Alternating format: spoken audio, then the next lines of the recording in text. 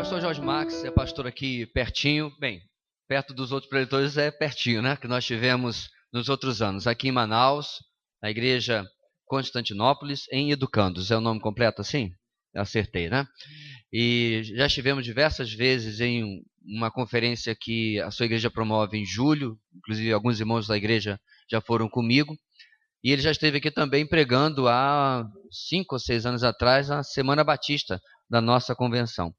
E é o nosso prazer tê-lo agora como preletor da 5ª Conferência de Exposição Bíblica, a Palavra da Videira. Então vamos orar pelo pastor Jorge Max e já passar a palavra para ele. Amém?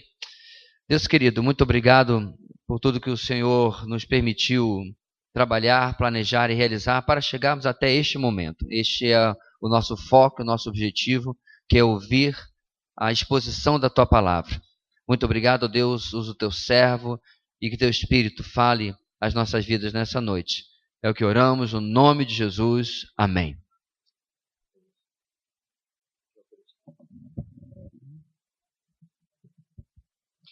Boa noite, meus amados irmãos. Para mim, com certeza, é um prazer, é um privilégio sempre poder expor a palavra de Deus.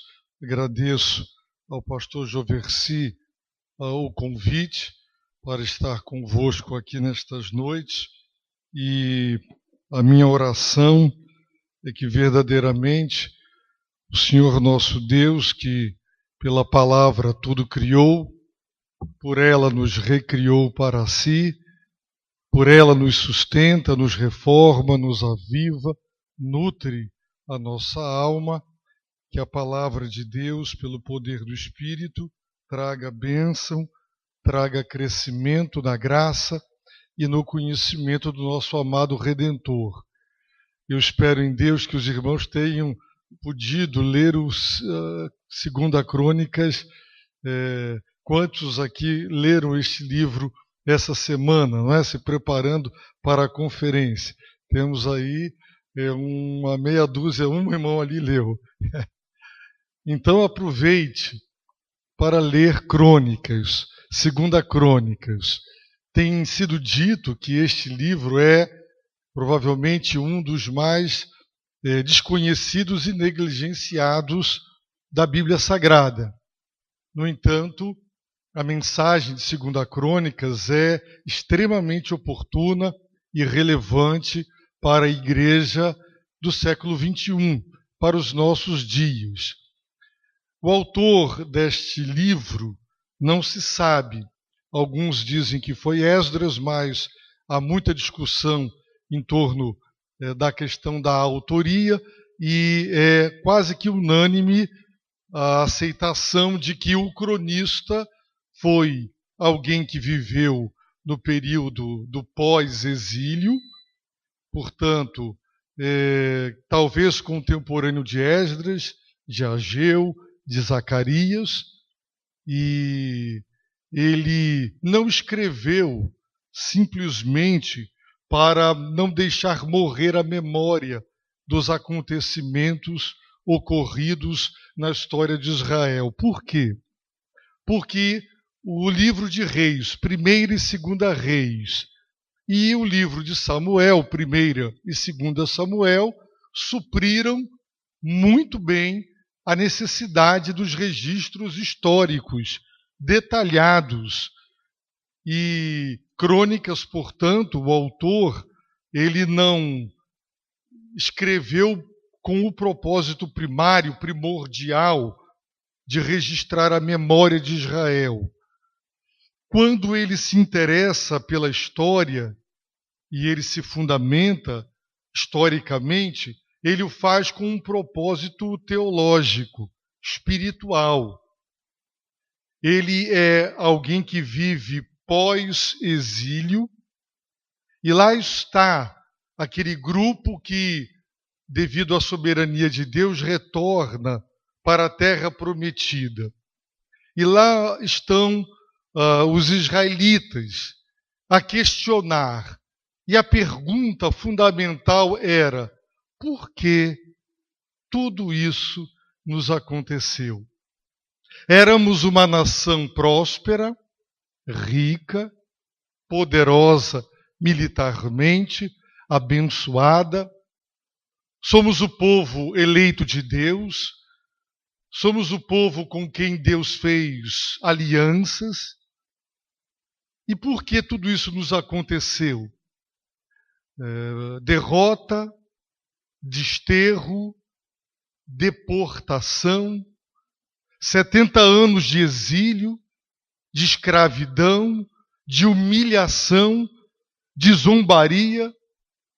Voltamos e eles encontraram um caos, literalmente um caos.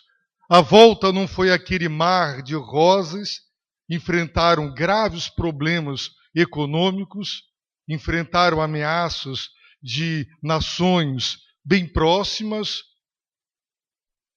E a grande questão é esta: por que tudo isso nos aconteceu? O autor de Crônicas, ele escreve para responder a esta pergunta. Exatamente porque agora eles estão diante do desafio da reconstrução e da restauração. E como poderão fazer isso? Bem, é preciso aprender algumas lições. Crônicas apresenta para os seus leitores, aos seus destinatários originais, os israelitas pós-exílio, princípios de restauração. Por que tudo isso nos aconteceu? Bem, vamos ler historicamente e teologicamente, espiritualmente, a história de Israel. Crônicas abrange 4 séculos, 400 anos de história. E ele convida os seus leitores a encontrar no passado, nos acontecimentos históricos, nos eventos, no agir de Deus, nas intervenções de Deus. O nosso Deus é um Deus que age, a resposta para a pergunta: por que tudo isto nos aconteceu? Crônicas registra história da redenção, história sagrada, história interpretada espiritualmente e teologicamente. Se você quer entender a razão do que nos aconteceu e a explicação para esse quadro de caos, então vamos recorrer à história, porque ela pode ser assim muito bem explicada. E diante dos erros cometidos que nos trouxeram para esse quadro caótico, se queremos reconstruir, e se queremos recomeçar, e se queremos restauração, não cometamos os mesmos erros cometidos no passado. É como se você olhasse para si mesmo e, como existem dezenas e dezenas de exemplos, eu conheço um homem que foi próspero, um homem que tinha uma linda família, um homem que tinha saúde, sobretudo emocional.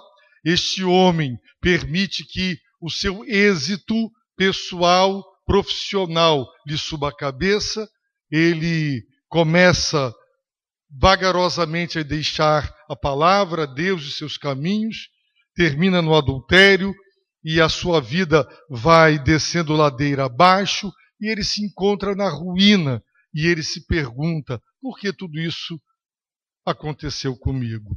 Bem, olhe para o seu passado e leia, entenda espiritualmente tudo o que você fez e tudo o que lhe aconteceu. Há uma lei inexorável da semeadura e da colheita. O apóstolo Paulo nos garante: ninguém passa a perna em Deus. Deus não se deixa escarnecer. O que o homem semeia, ele colhe. E se você quer reconstruir, você quer recomeçar, então existem princípios de reconstrução e de restauração. Eu estive durante 4 anos em Portugal como missionário da nossa Junta de Missões Mundiais. Fui pastor em Manaus, voltei para a mesma igreja, ela me enviou com o propósito de revitalizar uma igreja, e 4 anos depois, pela graça de Deus, isso aconteceu, e a igreja chamou-me de volta. Nos últimos 15 anos em Portugal, 1000 igrejas evangélicas, de modo geral, fecharam as suas portas. A igreja onde eu fui trabalhar, na cidade de Viana do Castelo, tinha 8 membros quando eu cheguei. Uma igreja que no passado já tinha tido 100, 120 membros. Para Portugal é uma grande igreja. 120 membros, 300 membros é uma mega igreja para a realidade em Portugal. E eles estavam a se perguntar por que tudo isso nos aconteceu. Apenas 8 membros, 15 anos sem pastor. Existem explicações. E nós temos que ter o discernimento espiritual para compreender o agir de Deus na nossa vida. Essa soberania abrange todas as coisas, mas de maneira alguma nos isenta das nossas responsabilidades. E nós aprenderemos com Crônicas que existem condições de Deus, existem responsabilidades e deveres nossos. A bênção de Deus não é mecânica, a bênção de Deus não é automática. Existem condições estabelecidas por Deus, exigidas por Deus, para cumprir. Existem promessas de Deus e alianças que são de natureza incondicional e unilateral. Deus prometeu e Deus cumprirá.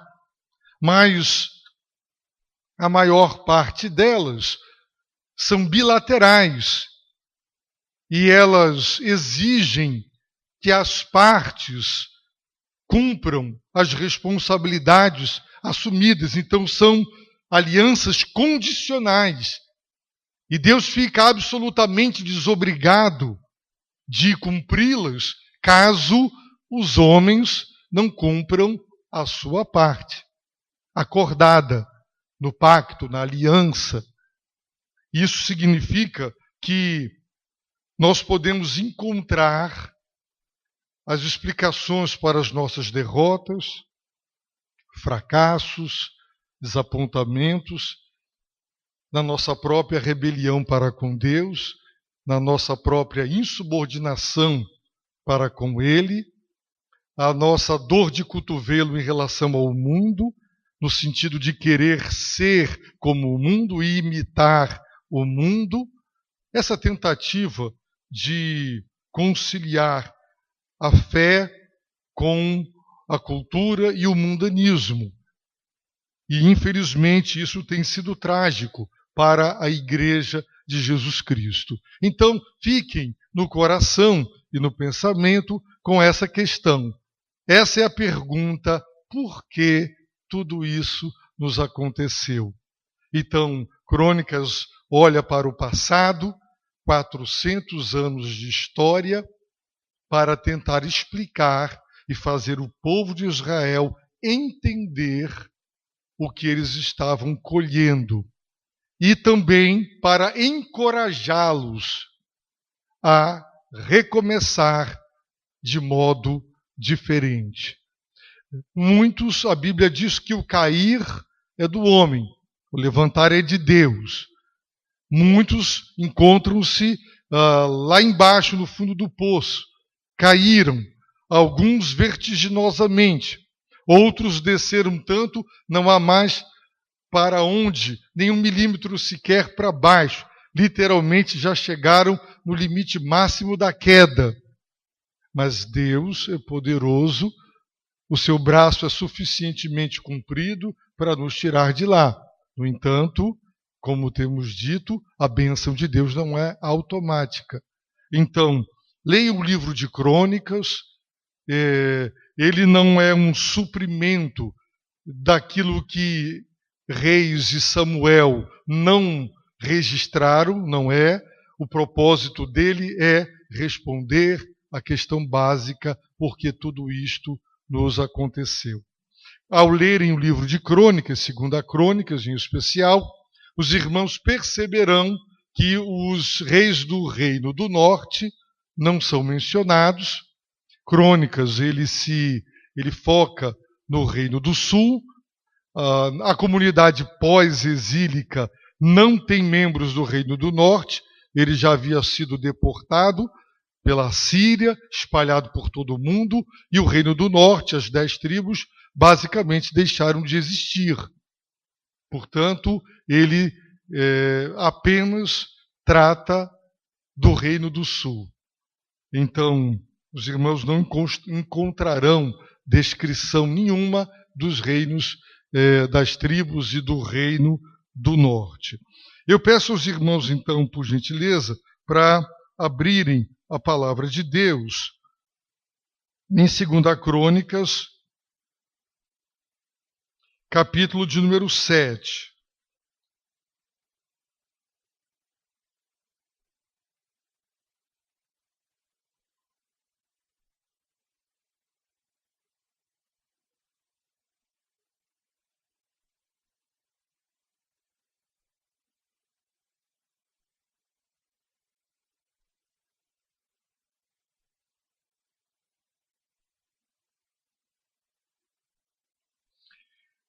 A partir do verso de número 11,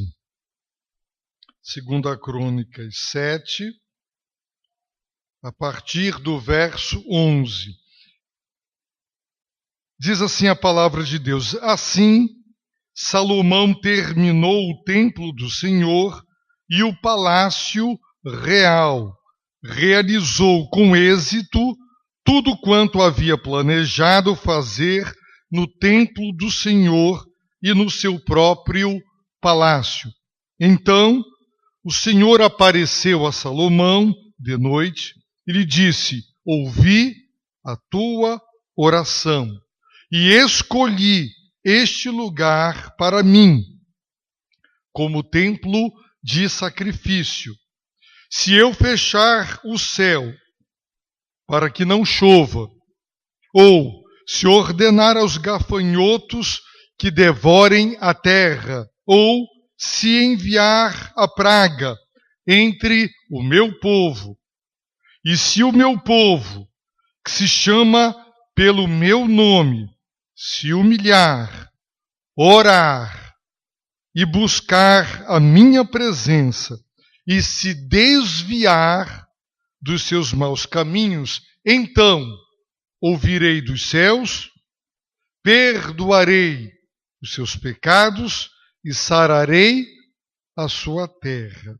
Oremos. Deus amado e bendito, glórias ao teu santo e todo-poderoso nome, nome que é sobre todo nome, e é no nome de Jesus que rogamos. Abre o nosso entendimento para a tua palavra e abre-a para o nosso entendimento. É a nossa oração, em nome de Jesus. Amém. Imaginem os israelitas, os judeus, o povo de Deus, no pós-exílio, lendo estas palavras de Deus para Salomão. E aqui nós temos os princípios da restauração, os princípios exigidos, estabelecidos, ordenados por Deus para que Ele possa sarar a terra, para que Ele possa curar a terra. E eles aprenderiam, será assim. Uma vez que nós vamos escolher alguns reis, não poderemos abranger todos, o livro é muito extenso. Nós vamos selecionar alguns reis e veremos a partir de amanhã a vida de cada um deles, e nós observaremos esses princípios, se eles foram ou se não foram praticados, objeto de fé, obedecidos, e se o povo se submeteu a ele. A Bíblia está dizendo, o texto bíblico, que exatamente quando Salomão terminou tanto o templo do Senhor quanto o palácio real, de acordo com Reis, 13 anos após a conclusão do templo, Salomão concluiu o seu palácio. Isso significa que o capítulo 6 é a oração de dedicação do templo. Salomão abençoa o povo e dá graças ao Senhor. 13 anos depois da conclusão do seu palácio, o Senhor então revela-se mais uma vez de noite a Salomão, dizendo, como nós acabamos de ler, ele lhe apareceu à noite e lhe disse: ouvi a tua oração, escolhi este lugar para mim como templo de sacrifício, para que a expiação do pecado da nação e para que também os demais sacrifícios fossem ali realizados, o meio de restauração do relacionamento com Deus. O templo ocupava lugar da máxima importância na vida espiritual e religiosa do povo de Israel, ok? E eles estão de volta. Sabemos também que, ao retornar, o primeiro grupo que retornou do exílio, sob a liderança de Zorobabel, um descendente de Davi, eles construíram um altar e lançaram apenas as bases, os alicerces do novo templo. No entanto, perderam o ânimo, o encorajamento e pararam. Então o profeta Ageu, o profeta Zacarias, em nome do Senhor e sob sua autoridade, exortam os israelitas pós-exílio a concluírem, porque mais uma vez priorizaram a si mesmos, suas casas, a reconstrução da cidade, mas não priorizaram a reconstrução do templo, que era o centro da vida espiritual e religiosa, onde os sacrifícios seriam apresentados ao Deus vivo e verdadeiro. Portanto, Crônicas deixa claro que o desprezo para com o templo era desprezo para com o próprio Deus, porque a glória de Deus por 2 vezes enche aquele santuário, Deus se faz presente, fogo do céu para queimar o holocausto, o sacrifício concedido por Deus em sinal de aceitação. Deus prometeu estar com seus ouvidos atentos às orações, seus olhos atentos a todos os que estiverem ali, e o desprezo para com o templo revela o desprezo para com Deus.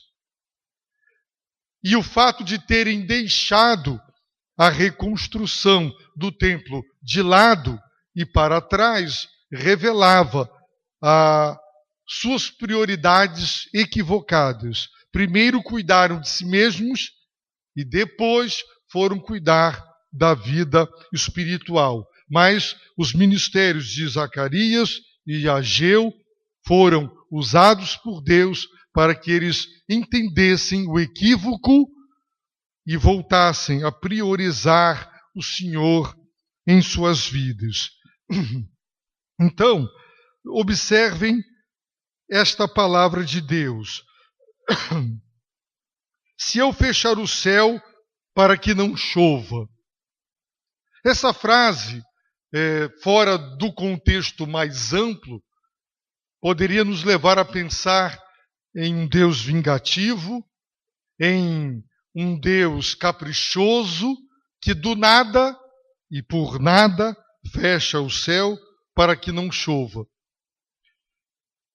Ou se ordenar aos gafanhotos que devorem a terra, um Deus cruel, um Deus carrasco, um Deus que tem prazer em ver o sofrimento do seu povo. Ou se enviar a praga entre o meu povo.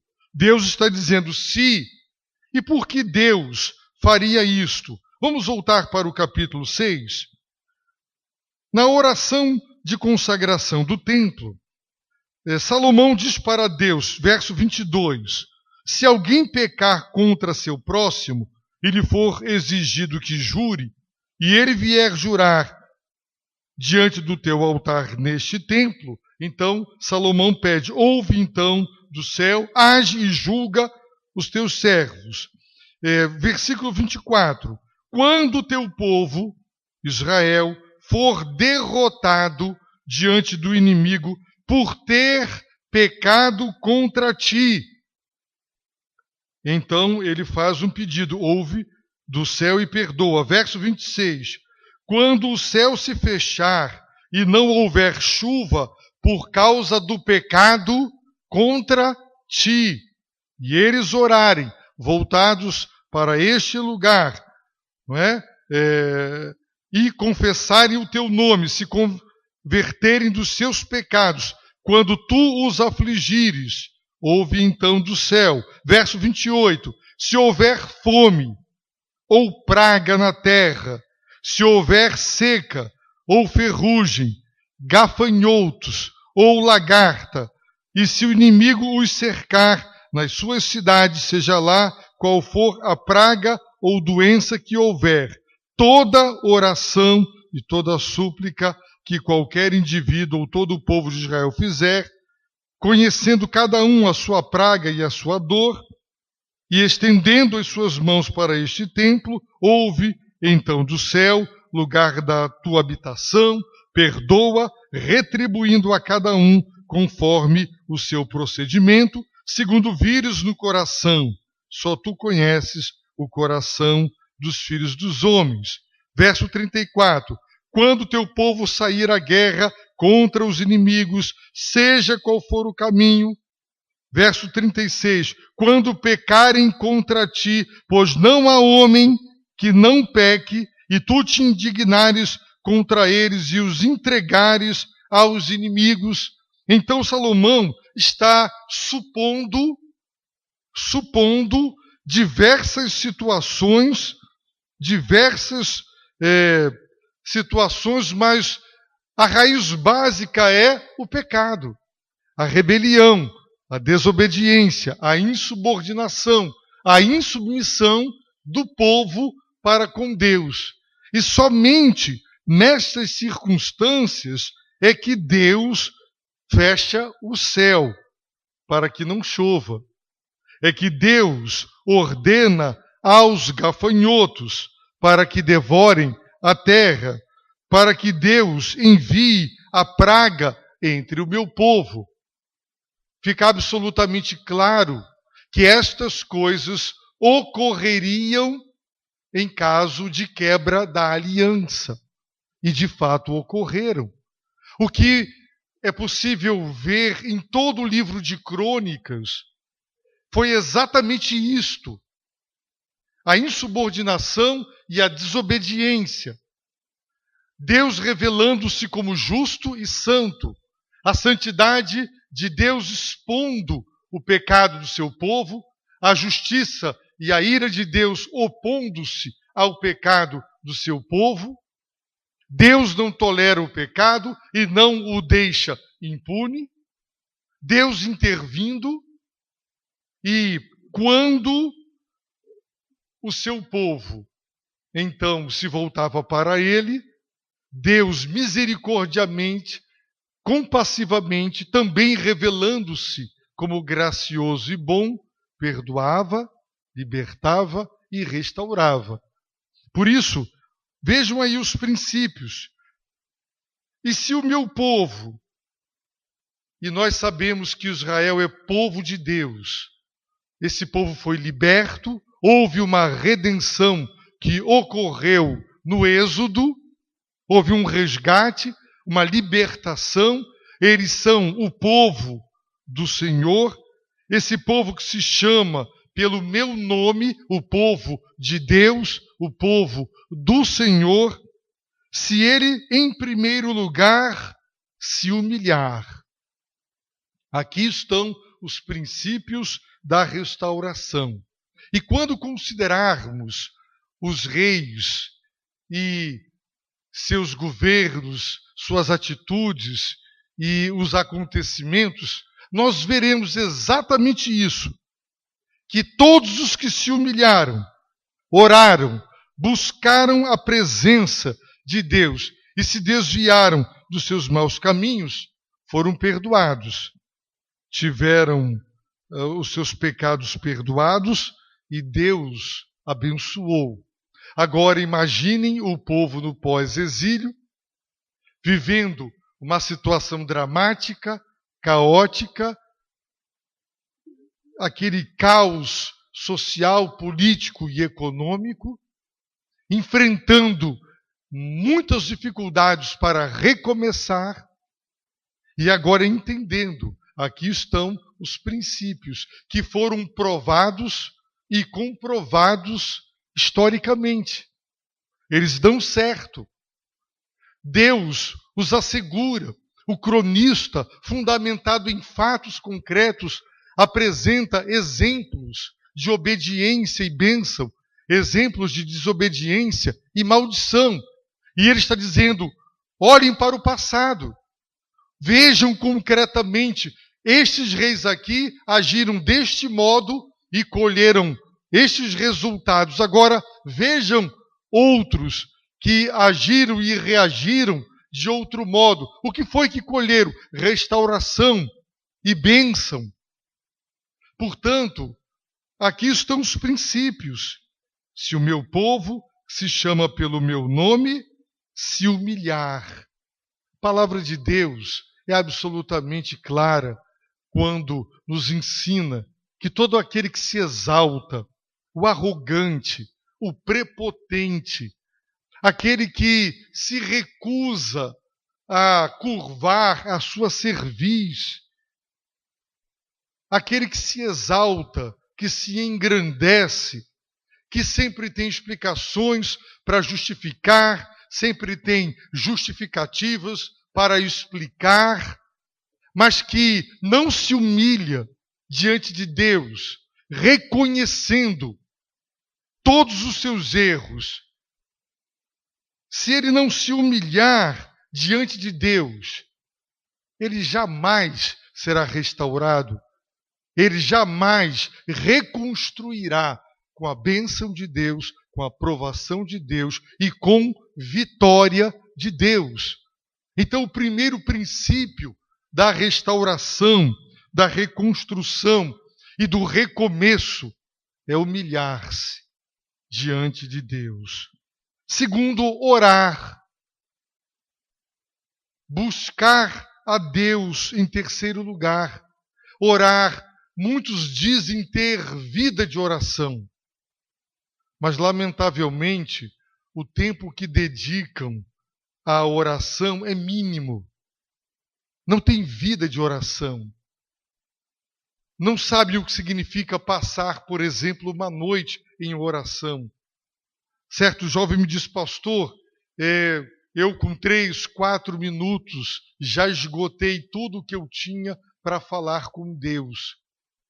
E você conversando com ele e perguntando quanto tempo você fica, por exemplo, no celular com os seus amigos, você fica muito tempo. Por quê? Porque há comunhão. Existem coisas incomuns. Por que com Deus tão pouco tempo esgota tudo? Falta de intimidade com Deus, de aproximação.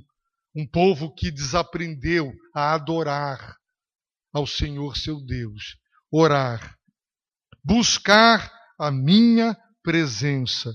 Nós vamos ver na vida dos reis que buscar é sinônimo ou é antônimo de abandonar e de deixar.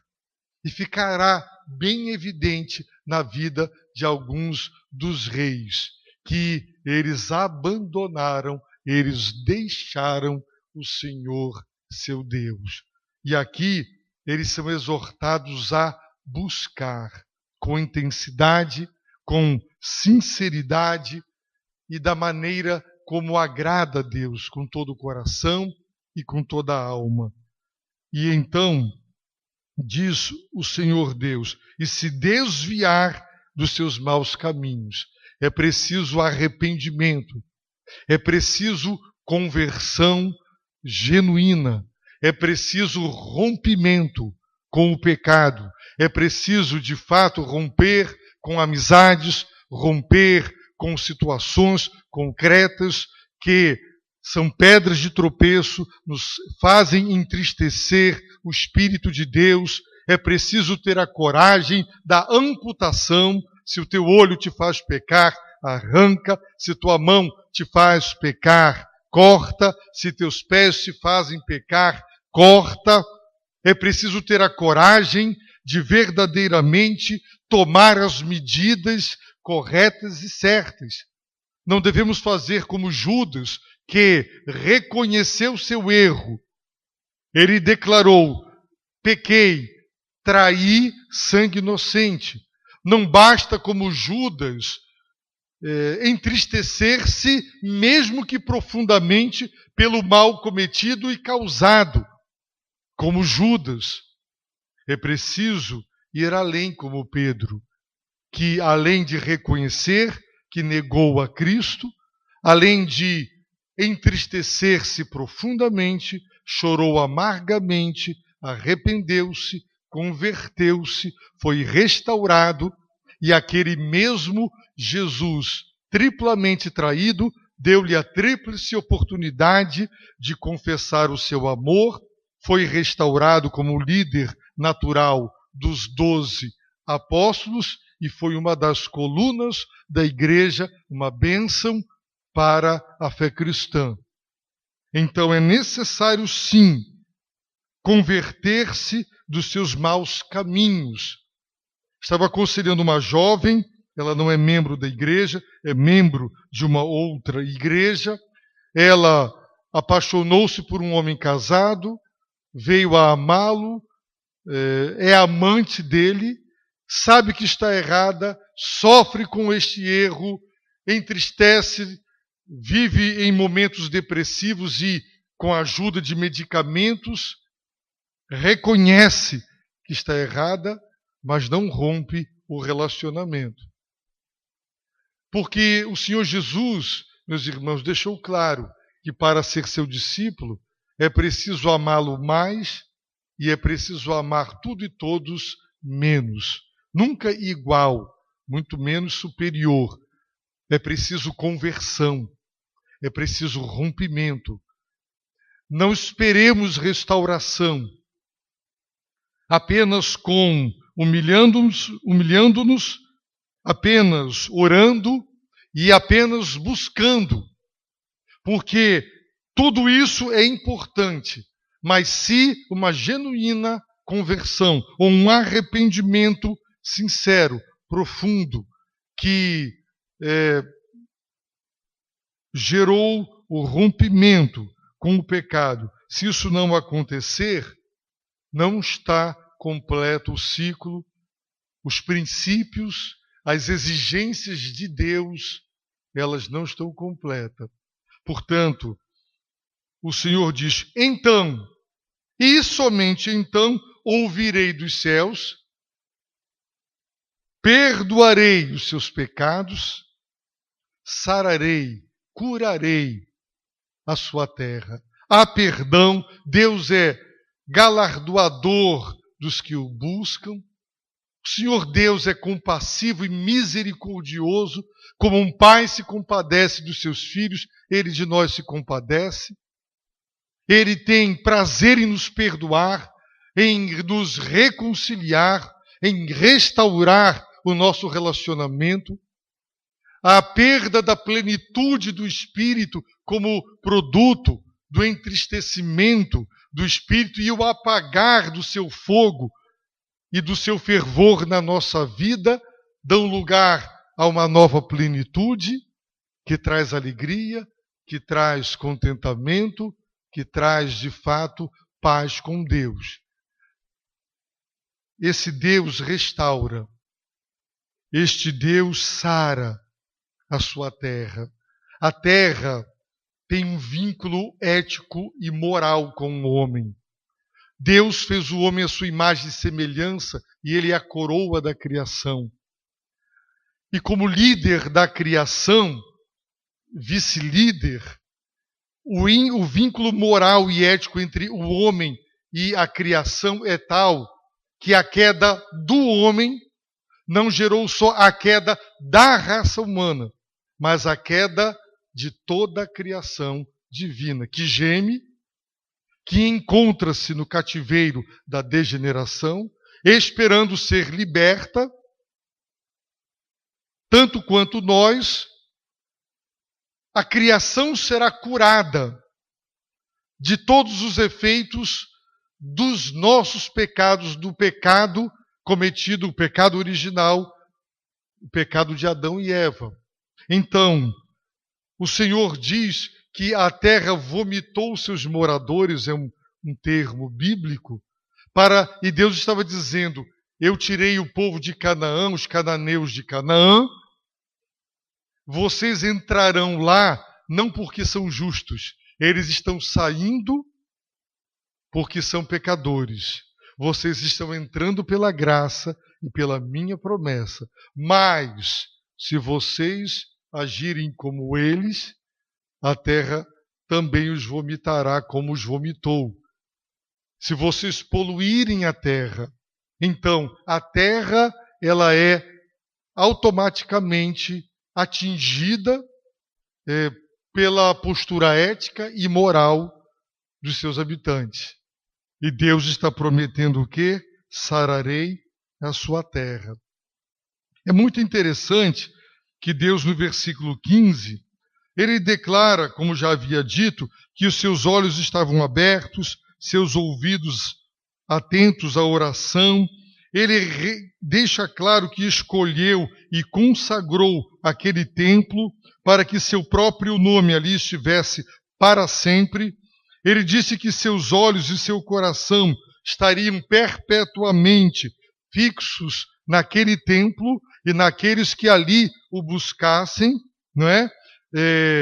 No entanto, Deus também deixa claro no verso 17 que ele confirmará a promessa que fez a Davi. Ele fez uma aliança com Davi de que jamais iria faltar um sucessor para o seu trono. No entanto, ele diz no verso 18: então confirmarei o trono do teu reino, conforme a aliança que fiz com teu pai, dizendo: não te faltará sucessor que governe Israel. Mas, se vos desviardes e deixardes os meus estatutos, os meus mandamentos, que vos entreguei, e passardes a cultuar outros deuses e o adorardes, então vos tirarei da minha terra, que vos dei, e lançarei da minha presença este templo, que consagrei ao meu nome, e farei com que seja motivo de zombaria entre todos os povos.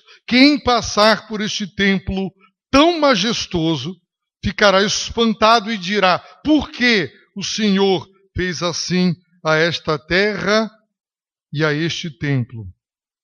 E lhe responderão: porque abandonaram o Senhor, Deus de seus pais, se apegaram a outros deuses, os adoraram.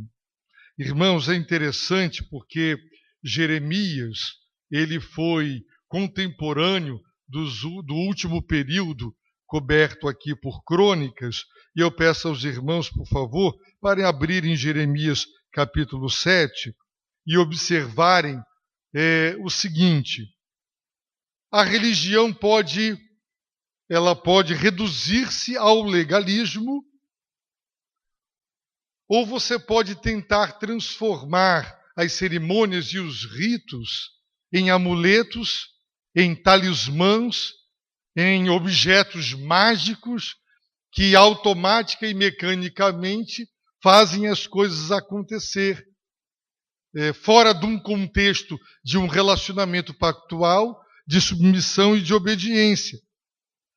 Esta é a palavra, Jeremias 7, que veio a Jeremias da parte do Senhor: ponte à porta da casa do Senhor e proclama ali esta palavra: ouvi a palavra do Senhor, todos de Judá, que passais por estas portas para adorar o Senhor. Assim diz o Senhor dos exércitos. E ele então faz uma série de colocações. E ele diz no versículo 4: não confieis em palavras falsas, dizendo: este é o templo do Senhor, templo do Senhor, templo do Senhor. Os falsos profetas, baseados no pacto de Deus com Davi, na consagração do templo de Jerusalém, das promessas que Deus fez de ter os olhos atentos, os ouvidos atentos, de ter colocado ali o seu nome, a sua presença e o seu coração para sempre.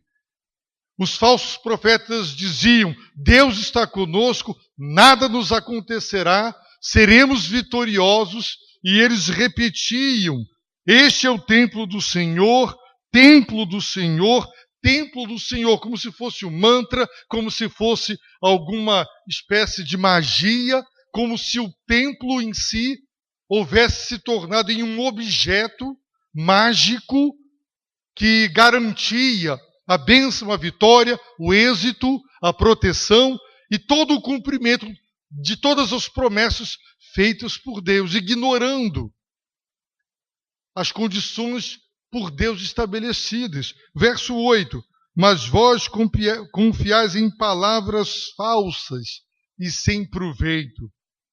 Por acaso furtando, matando, cometendo adultério, jurando falsamente, queimando incenso a Baal e seguindo outros deuses que não conhecestes, vireis e vos apresentareis perante mim nesta casa, que se chama pelo meu nome, e direis: estamos seguros? Observem, pessoas vivendo na imoralidade, na idolatria, promovendo injustiça social. São as três categorias que se pode classificar o pecado: e de imoralidade, e de injustiça e de idolatria. E mesmo com esse pressuposto terrível, eles se apresentavam no templo e diziam: estamos seguros. Como poderiam acreditar nisso se entendessem? Observem que Deus está se revelando a Salomão e dizendo: este templo tão majestoso era um templo suntuoso do ponto de vista econômico, era suntuoso, majestoso, mas isso não compra Deus. Isso não suborna Deus. O quanto você deposita de dízimo, de oferta, o que você faz, nada suborna Deus e substitui submissão, obediência. Deus não se deixa comprar pelo que a igreja faz, do que a igreja constrói para Deus. Não. Deus está dizendo a Salomão, é uma revelação. Ele está dizendo: este templo suntuoso, né, que está aqui, as pessoas ficarão espantadas e elas perguntarão: por que o Senhor fez assim? Ele já havia deixado claro que ele tiraria da minha terra que vos dei, lançarei da minha presença este templo que consagrei ao meu nome. Deus está dizendo: tudo isso vem por terra, porque nada disso me suborna. Eu não vou fazer vista grossa para as desobediências de vocês em virtude da suntuosidade de uma construção. E lá no tempo de Jeremias, não é? Como se o templo fosse um talismã, garantisse aí algum tipo de proteção. Eles diziam: templo do Senhor, templo do Senhor, templo do Senhor. E se os irmãos lerem o que os falsos profetas diziam no livro do profeta Jeremias, eles garantiam a proteção de Deus, que nada lhes aconteceria. Por quê? Porque eles simplesmente ignoraram os preceitos do Senhor, as maldições da aliança. Nós podemos, vamos para Deuteronômio. Eu peço aos irmãos para que abram aí em Deuteronômio. Não se esqueçam, meus irmãos, que a redenção de Israel ocorreu primeiro. Deus não fez um pacto, Deus não estabeleceu uma lei como condição para remi-los, para libertá-los e para salvá-los. Deus os redimiu, Deus os libertou, Deus os salvou. Agora eles externarão e demonstrarão sua salvação mediante obediência. Portanto, a obediência não era para a salvação, mas para manter o pacto, a aliança de pé. Não eram condições, não é? Por exemplo, Deuteronômio 7, versículo 12. Se ouvirdes estes preceitos, guardando-os e cumprindo-os, o Senhor teu Deus manterá a aliança e a misericórdia que prometeu com juramento a teus pais. Ele te amará, te abençoará e fará com que te multipliques.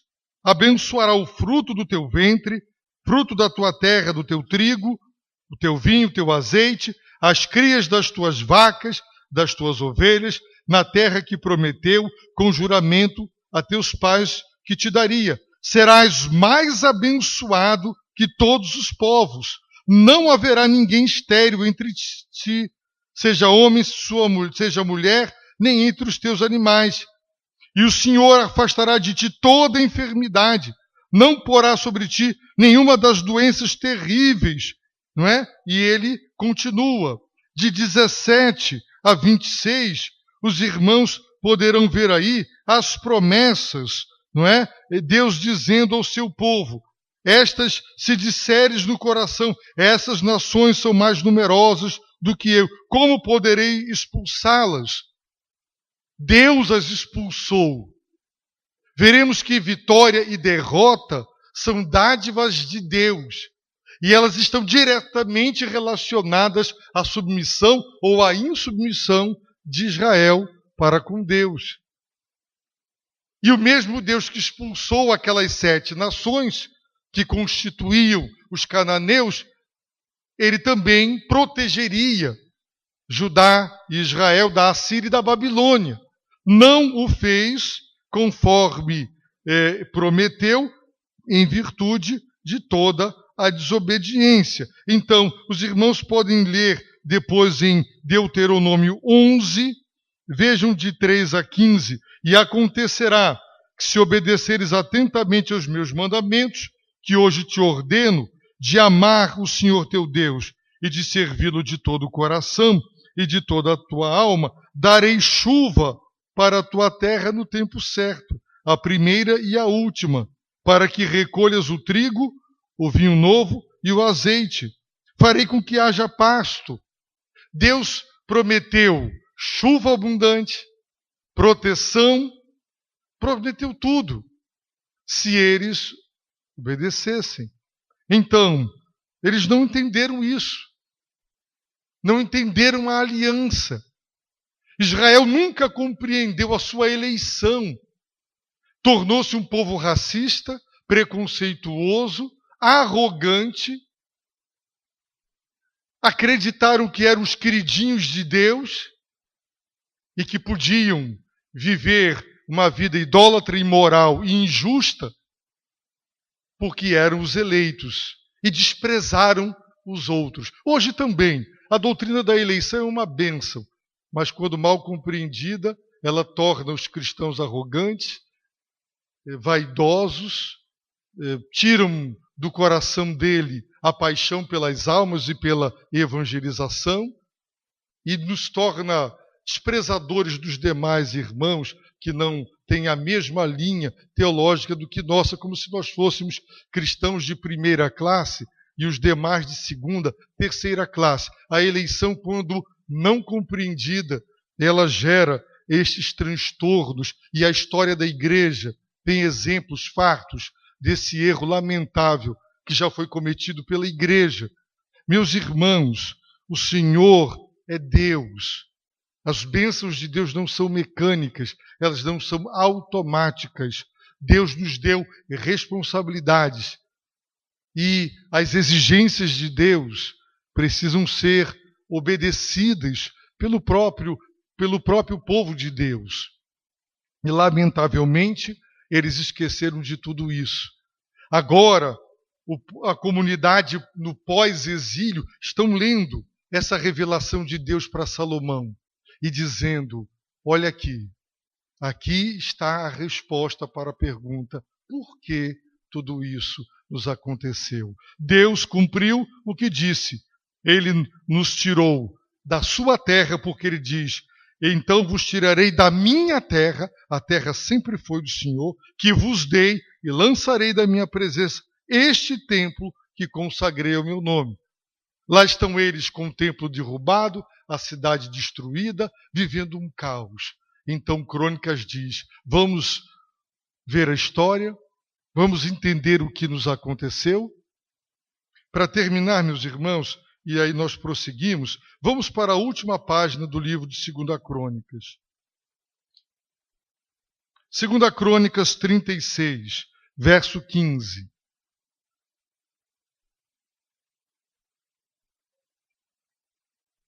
O Senhor Deus de seus pais, passaram-se 400 anos depois que Deus falou com Salomão de noite, apresentando-lhe as razões para castigar, apresentando as exigências para restaurar.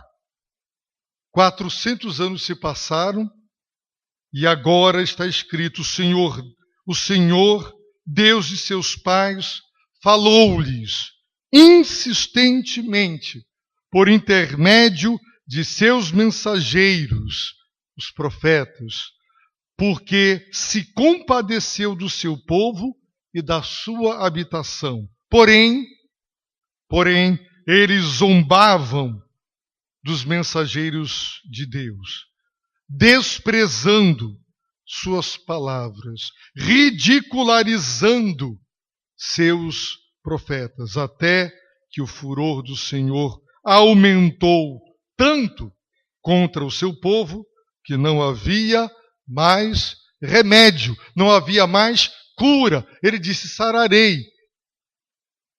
E agora ele está dizendo: não vou sarar, não tem mais remédio. Por isso, verso 17, enviou o rei dos babilônios contra eles, não teve piedade, os entregou e milhares foram mortos, milhares foram feitos escravos, humilhação, 70 anos de cativeiro, não é? Verso 21, para se cumprir a palavra do Senhor dita pela boca de Jeremias, até a terra ter desfrutado dos seus sábados, pois repousou por todos os dias da desolação, até que os 70 anos se cumpriram.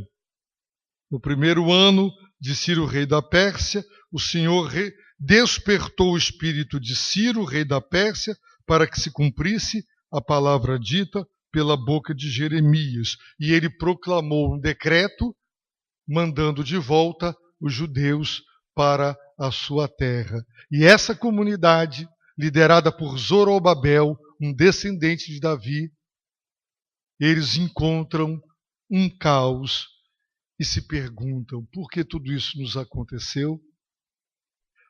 Irmãos, insistentemente. Eu fico pasmo. Eu tive 2 colegas, eram bons amigos, mas eram teologicamente bem liberais, e eles defendiam que o Deus e Pai do Senhor Jesus Cristo não é o Deus do Antigo Testamento, o Deus de ira, o Deus vingativo, o Deus cruel que pune, que castiga.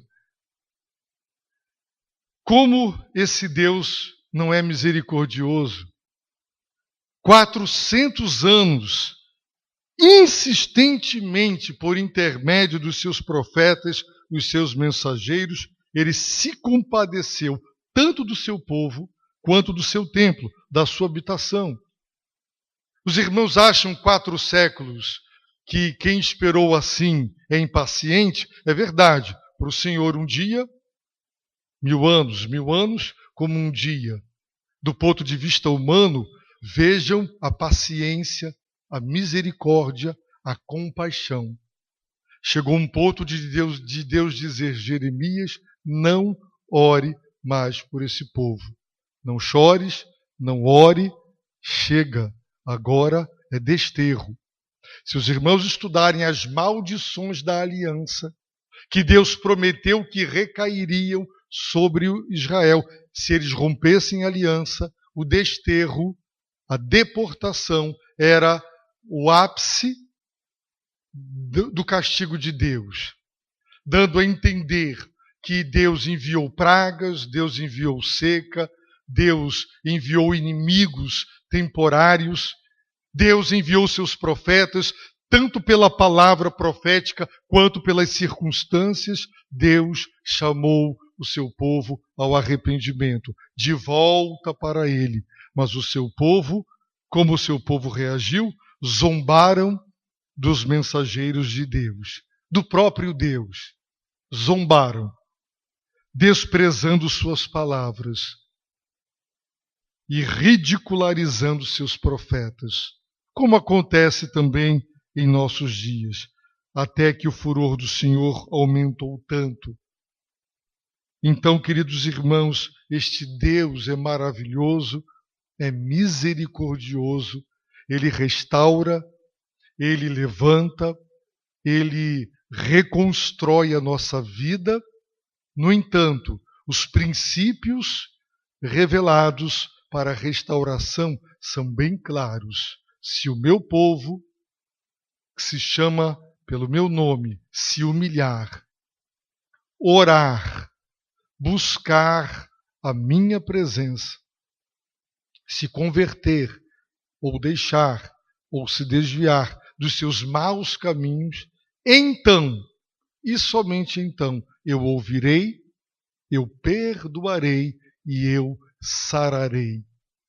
Muitos querem ver este perdão, esta cura, esta restauração de Deus, mas não querem se submeter aos princípios da restauração. E não são restaurados.